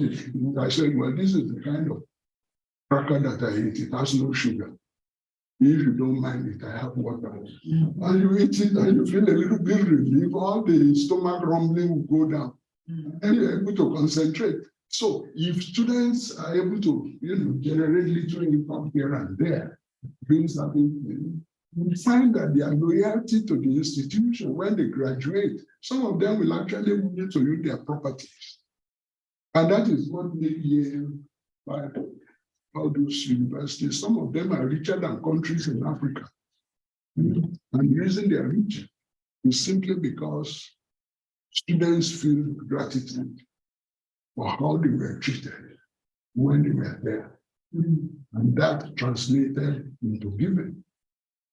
So I would suggest that. Then also the university should become a green campus. Becoming a green campus means that you use renewable energy within the university. I mean, when you look at the university and you have hostels, if you have hostels the host cells will generate a lot of waste, human waste, that could be digested to get biogas. And the biogas could either be used to generate energy or to cook. Okay? There was a particular research into how urine could be turned into energy. Where do you have the waste just going into waste, polluting the earth, when it could be used for something else? You have solar. Every time yesterday, the light was going up and down. And yet you are here, you are only here mostly maybe from 7 in the morning to about 9 p.m. Within that period, you don't even need battery backup if you were to do solar. My director of infrastructure. So I'm saying this because my University of the West Indies in 2014, a group came from New Zealand and said to the university, we can give you solar. And in Jamaica, currently at 6 a.m. in Jamaica, the temperature was 28. At times it goes to about 35. And the place this university is situated, you have Long Mountain here, and then you have, Beverly Hills. So hurricane actually doesn't affect it. So you could have seen there, could generate at least the minimum of 10 megawatts. And the university during the peak was using about 5 point something to 6 megawatts during the peak. During the low period when the students are away, it goes to about 2 to 3. And my university was paying something close to 70 million every month. 70 million Jamaican dollars every month for electricity. So the team came and said to us, let us give you solar. We'll give you a warranty for 25 years. You can do a power purchase agreement. And that was the only thing you are paying for is the energy you consume. But the only part of it that is defined is that whatever we produce, you must take. Okay? Even if you don't need it. If you don't need it, then you can send it to the community around, to other institutions. All right? So, and I met with the Vice Chancellor, I met with the principal, and we did all the discussion. Unfortunately, they then gave a young man who had his own agenda, who was doing some research, he just kept dribbling us. The people came from Canada, they came from New Zealand. So many times they got frustrated. Only for the university now going into the bonds market to borrow money. And they now did what they call LNG. Jamaica doesn't produce LNG. And then you borrow money on the bonds market. So the university is constantly broke now. And I said to myself, I'm lucky I retired because this is an additional stress that I just don't need. So when I'm saying that you can have, a green campus here, all you do is, what is it your engineers are studying? What are they doing? If they cannot solve the problem of the university as an example to the society, what is it? Okay? So, make UniZulu a laboratory of ideas. If you make UniZulu a laboratory of ideas, and especially you privilege indigenous African ideas, you will find that there is so much to learn. And you see, the kind of danger, the kind of dangerousness that you find in Western science and technology, synthetic science and technology. They give you ordinary pill and they say it is, if you have headache, and they say this pill is going to cure your headache, but it's going to cause you heart attack. So the problem is, what the problem you get is more than the problem that you are trying to solve.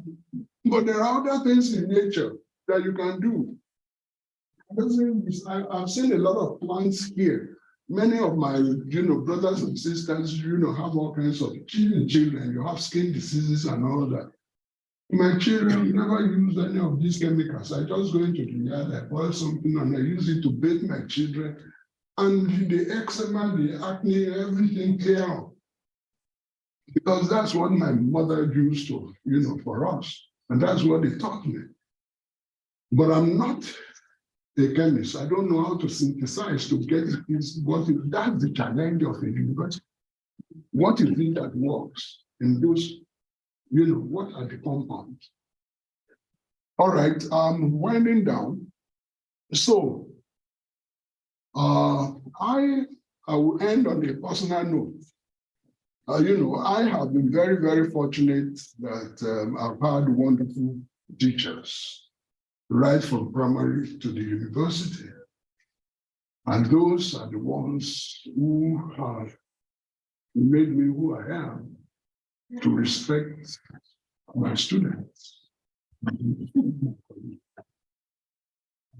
many instances, I never let much. I mean, some time ago, and somebody said, "Oh, didn't you feel disappointed?" I said, "Why should I be disappointed? Okay, why should I be disappointed? I already expect people are going to be people. So once you have that expectation, if somebody then did something that you don't expect, it's natural. And you take it and then you move with it. So on a final note, thank you for coming back. Because I was just going to say, Madam Vice Chancellor, Principal, I want to thank you for bringing me here to have this conversation. You have chosen somebody who is least qualified, but I've tried to stimulate discussion in various ways. But I will end with the Yoruba proverb. And that is, anything you do, not matter.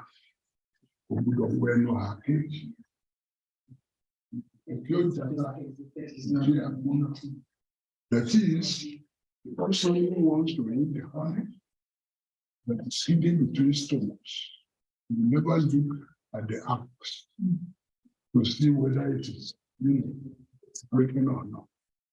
And if a pot wants to eat good food, it must be ready for the bottom to be hot. So, thank you all. Thank you.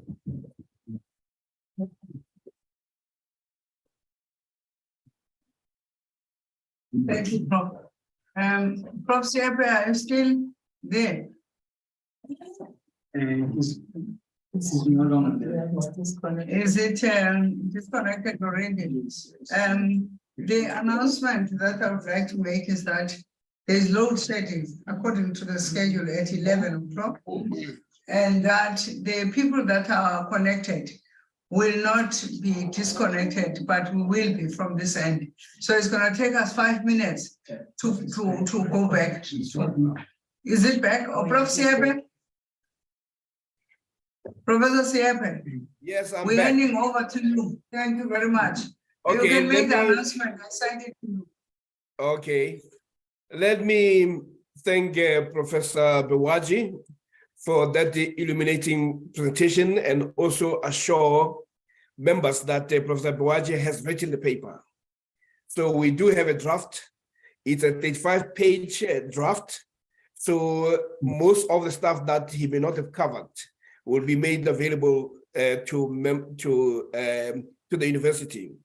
But most importantly, I want to thank him for giving a practical expression to what we mean by a note of African thought, but also taking us down memory lane in terms of the struggles, building on what the Vice Chancellor had said. But for now, even before I start moving towards a summary, may I call Professor Ndlovu from the Department of Anthropology and Development Studies to respond to both papers, because in a magical way, the papers speak to each other. Professor Ndlovu. Thank you. Other than announcement, we note that there are about 76 participants on this. So whatever Professor Pawaj was saying, I've got witnesses. More than 76.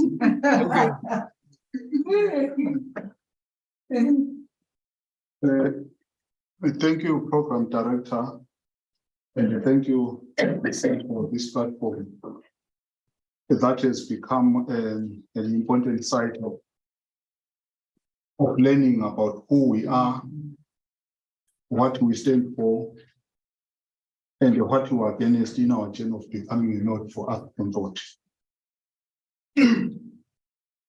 A special thank you also to our blessed Prof. Bewaji for this very educative and mind-blowing presentation. What makes your presentation difficult to respond to is that you made it difficult for me to find an area of disagreement.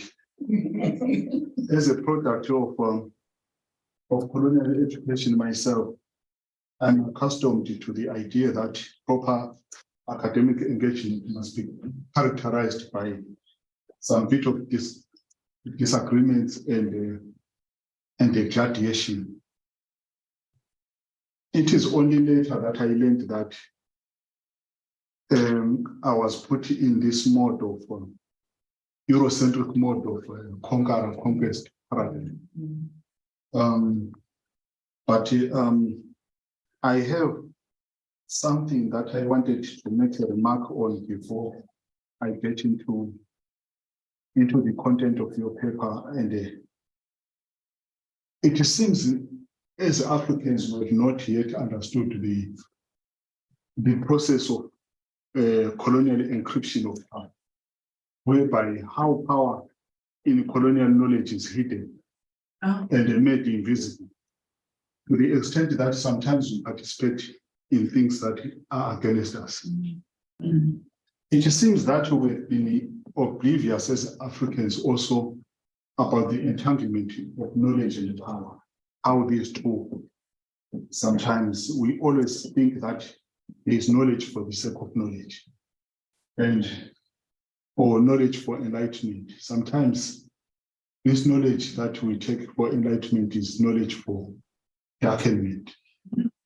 We still don't understand also the idea of knowledges of equilibrium, knowledges that are designed to keep the status quo intact. And there is always a misunderstanding of the relationship between knowledge and the politics, that sometimes, or always, knowledge has politics in it. One thing that I will pose to Prof is, can we understand where we are coming from with a history, a poor history teaching in our schools and the universities? Our history is, if you look at it, how it is taught in terms of ruptures. Sometimes you write a thesis about 1976 uprising or 1976, then you are given a degree in history. Then we are called a historian. Yet what we are talking about now becomes mystery to many of us, as though this is something that cannot be accessed.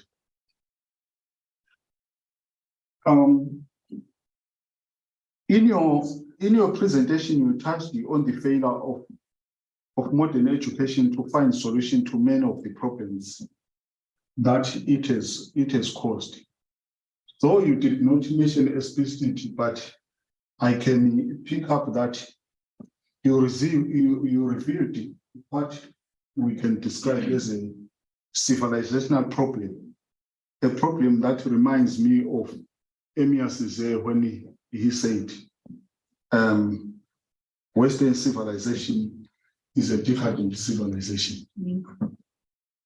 This is to say that this education system is a problem of a problematic civilization that is incapable of learning from other civilizations as well as learning from experiences, even the very problems that it has created.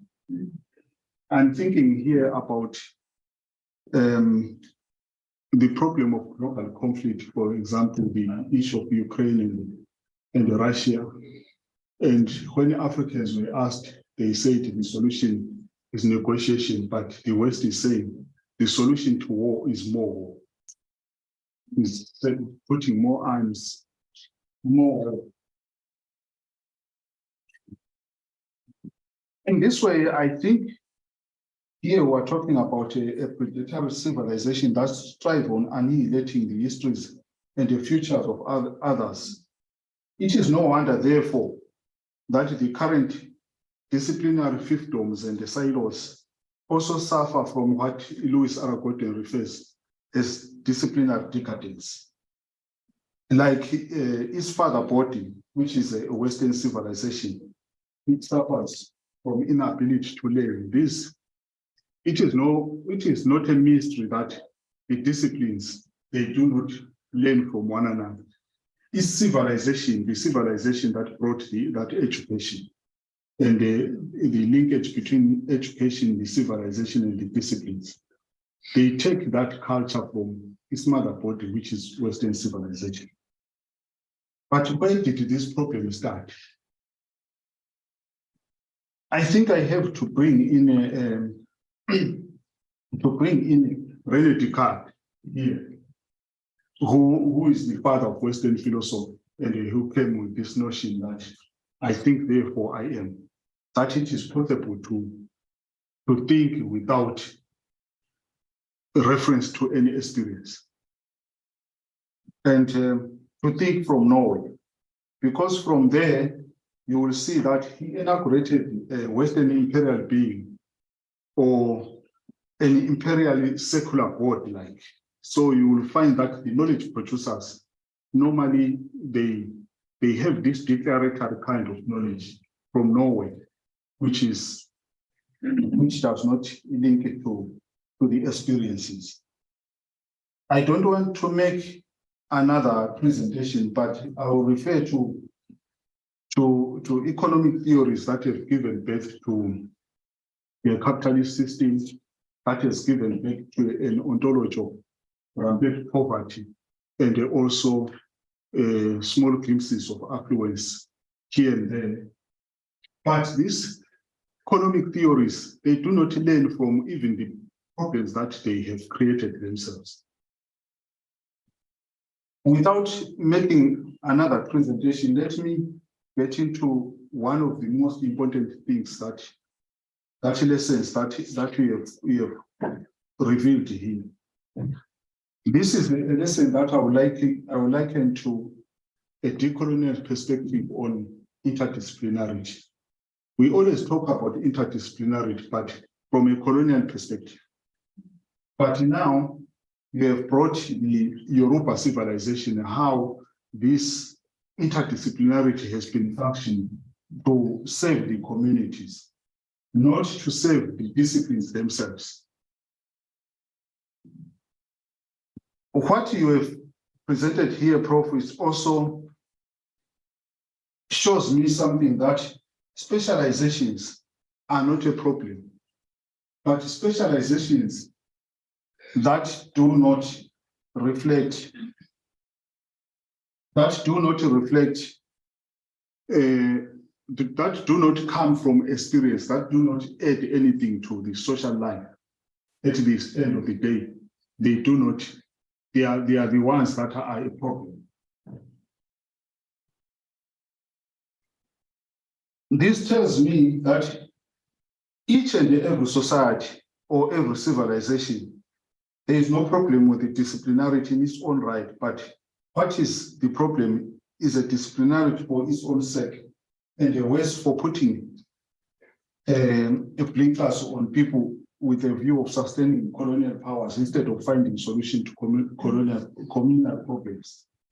This is given when taking into consideration that for any physical empire to survive, there must be a cognitive empire. So this cognitive empire is the one that is at stake here, is the one that is the elephant in the room.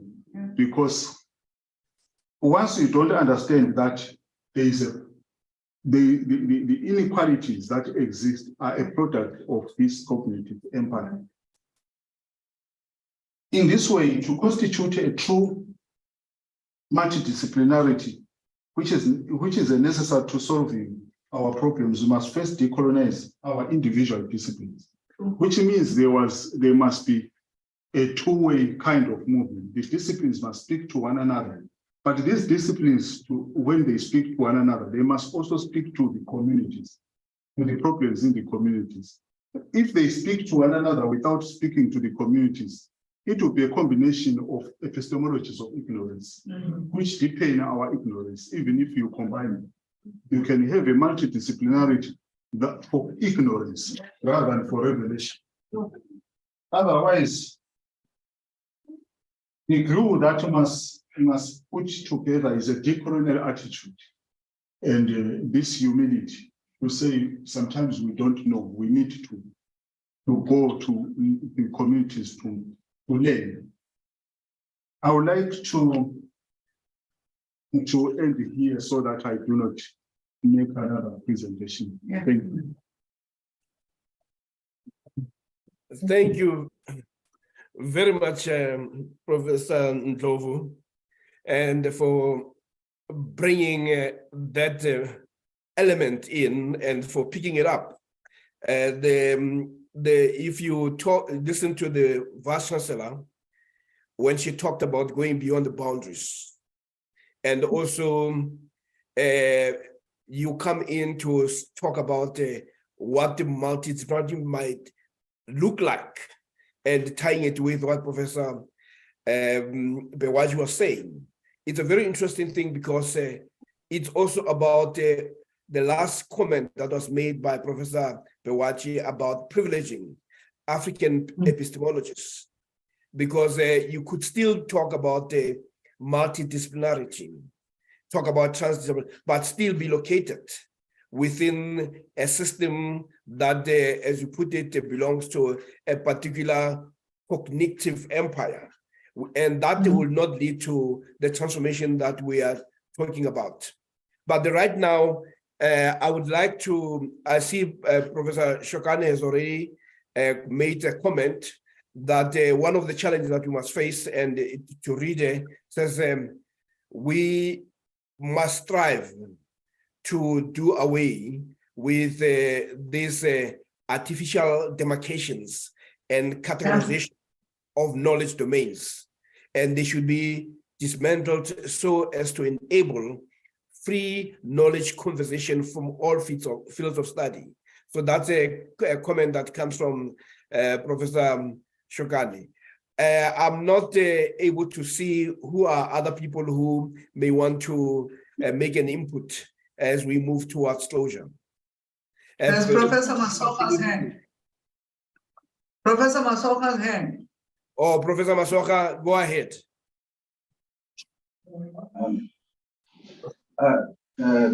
Good morning. Am I audible?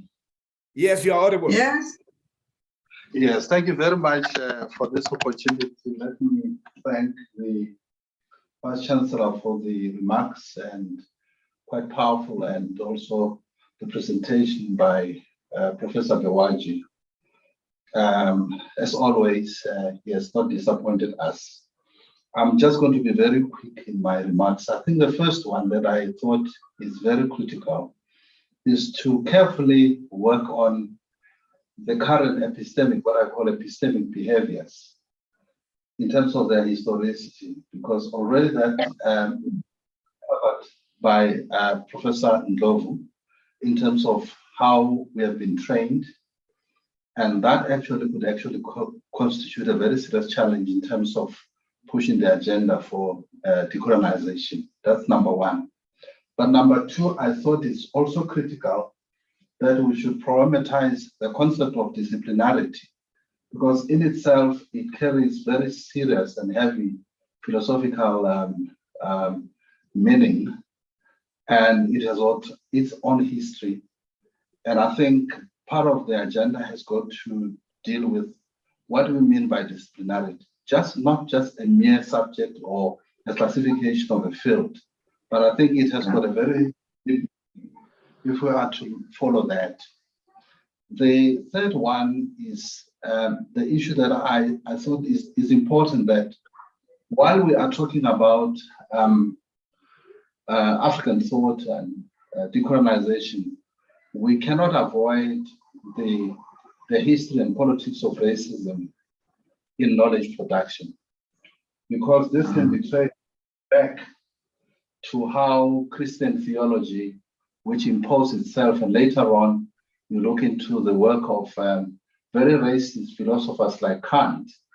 And to a point, you can also talk about Karl Marx was equally a racist when you look at how he looked at his analysis of society, when you look into production of the economy and production in that economic state that he actually presented. And of course, you can see also the work of Maslow if you have to study sociology in this regard. Therefore, I would propose that we should not actually embrace all these concepts and not question them. So we need a sense of agitation to drive the agenda if we are to make any headway. I'm going to propose 6 things, Chair, if you allow me, in terms of construct and problematize disciplines. One is that the position that I'm putting is that every discipline has basic concepts. And I think it becomes a duty of every academic to isolate these concepts. These concepts cannot be taken as a Bible authority. That's number one. And any academic should ask the question, where do these concepts come from? In general, people will tell you about the European Enlightenment. So in our journey for Africanization or pushing for African thought, we should question the historicity of these concepts. Number 3 is to critique these concepts. We need to critique them. What constitutes their value and validity? Where is it part of colonizing the mind? Because part of it has been the agenda to colonize the mind. The 4th part will be to study how other thinkers from other non-Western traditions have discussed similar concepts. The 5th one is to develop new concepts. And the 6th concept, the 6th part, and I think this was partly covered by Professor Bawaji, where you turn knowledge into a practical action. Make a link to practical policy. What is the practical value of the concept for society? And I think this drives us in terms of now critiquing ourselves, criticizing exactly what we've been doing. And I think we need to be frank with each other in terms of our training if we are to drive this agenda. I would like to. Yeah. Professor Maswaka, thank you for that intervention. Before I go on to invite Professor Bewaji to make a comment, there's a comment that is very, that Professor Brown always wants to put all the time, and I'm glad that he has actually done so. And it's really that we must ask the question, education for what? And in that, he points out that we must recognize that the primary goal of higher education is to advance the interests of a people, that education is not primarily for jobs, that we need to be able to put education that enables our people to survive. And the second issue that he raises is the purpose of African-centered education. Yeah, we are honorary degree. Yeah. I saw you first day, but you didn't stay long, so you left. Professor Brown, can you speak to your point?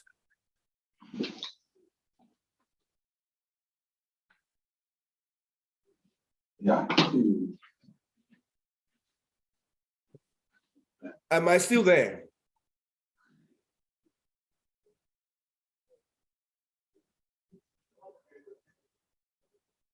Professor Brown? I hope the points are made sense. Yeah, no, it makes a lot of sense, in fact. And just that sometimes we don't talk to these things in the right context. So you are with the sports. Yes. Of course, it's sports. So I just started from the 1st of November. Yeah, so I first started in Vista, Nairobi. Then I went to Vista Central Campus. Then after the measure, I went to UWC. Yeah. From UWC, I spent 10 years there. Then I went to TUT. Then TUT, I couldn't stay because of the kind of institution it is. So I couldn't work there. Yeah. Then I stayed there for 1 year, 6 months. No, TUT. Sorry. Yeah, Travel University of Technology. So it's two politics.